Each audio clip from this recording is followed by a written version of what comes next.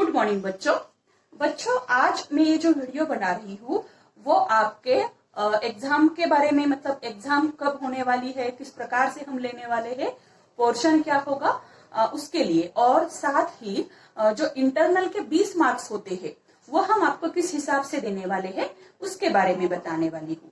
तो बच्चों, आपकी जो एग्जाम डेट है वो आपको टाइम टेबल मिला होगा, अगर नहीं मिला है तो मिल जाएगा।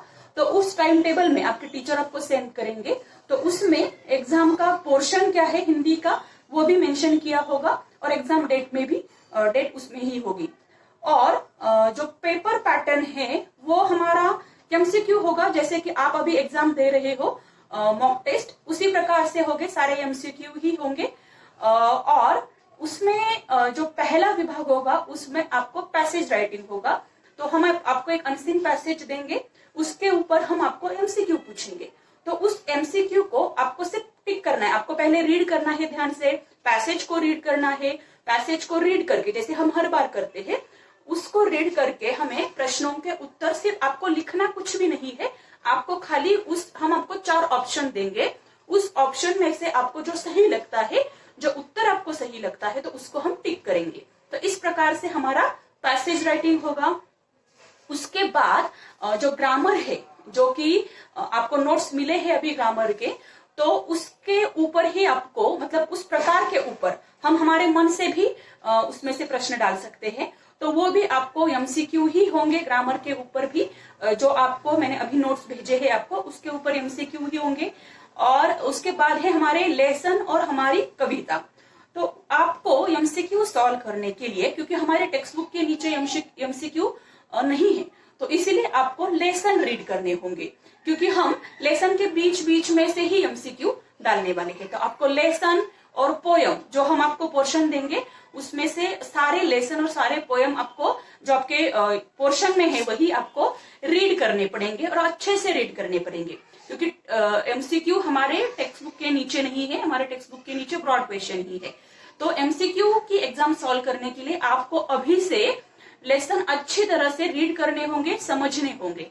तो इसी प्रकार से आप एमसीक्यू की यह जो यूनिट 1 मतलब क्वार्टरली एग्जाम है उसको आप सॉल्व कर सकोगे।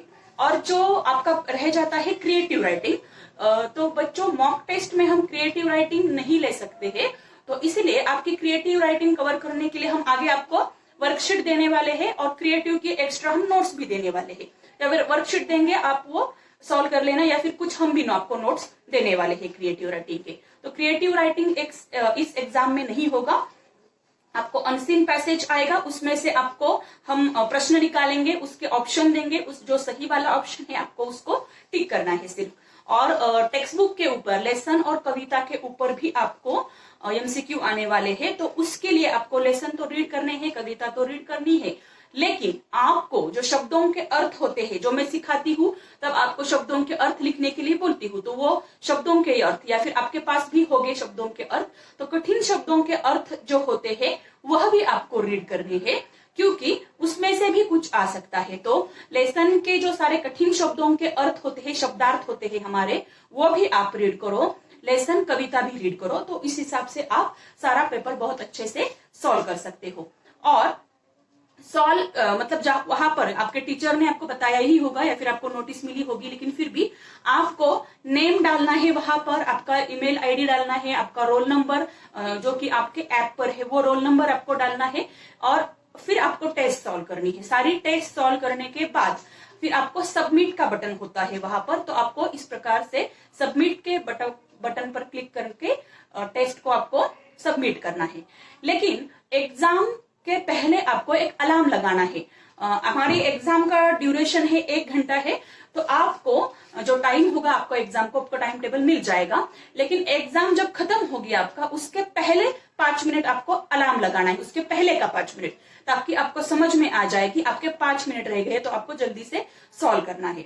तो इस प्रकार से आपको अच्छे से एग्जाम सॉल्व करनी है, और सारे प्रश्नों के जवाब हमें देने ही देने हैं।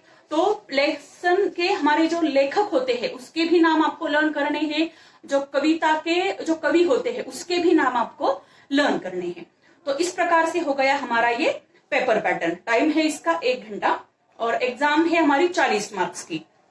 और जो 20 मार्क्स हम आपको देने वाले, 80 मार्क्स का मतलब फाइनल एग्जाम में हमारा 80 मार्क्स का पेपर होता है और 20 मार्क्स हम इंटरनल देते हैं। तो वो 20 मार्क्स किस हिसाब से है, पीरियोडिक टेस्ट जो है हमारे, हम जो टेस्ट लेते हैं मतलब क्वार्टरली, फर्स्ट टर्म, जो तीसरी जो दूसरी यूनिट टेस्ट होती है वो, और लास्ट वाली जो एग्जाम, ये सारी मिला के आपको हम एवरेज ऑफ बेस्ट ऑफ 2, मतलब ये सारे एग्जाम मिला के हम उसमें से 5 मार्क्स, जिसको ज्यादा पढ़ते हैं वो हम आपको देंगे। ये हो गए आपके 5 मार्क्स।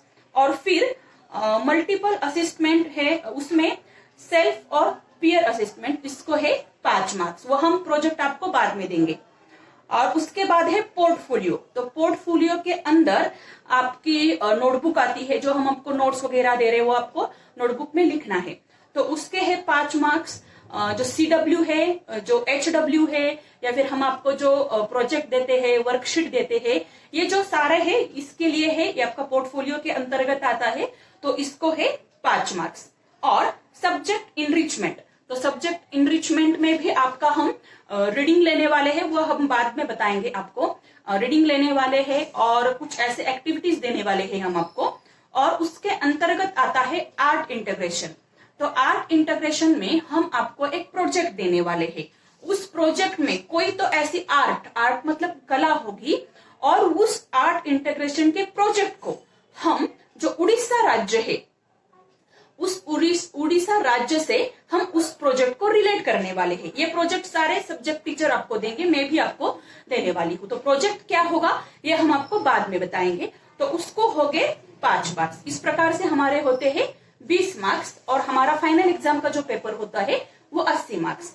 तो इस प्रकार से हम आपको ये 20 और वो 80, ये हो गया आपका 100 मार्क्स का पेपर।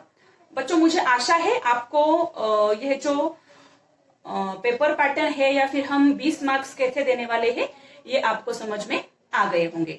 लेकिन आपको ये ध्यान में रखना है, MCQ के ऊपर हमारी जो टेस्ट है, तो उसके लिए आपको लेसन और कविता सारे रीड करने हैं, शब्दों के अर्थ भी आपको रीड करने हैं।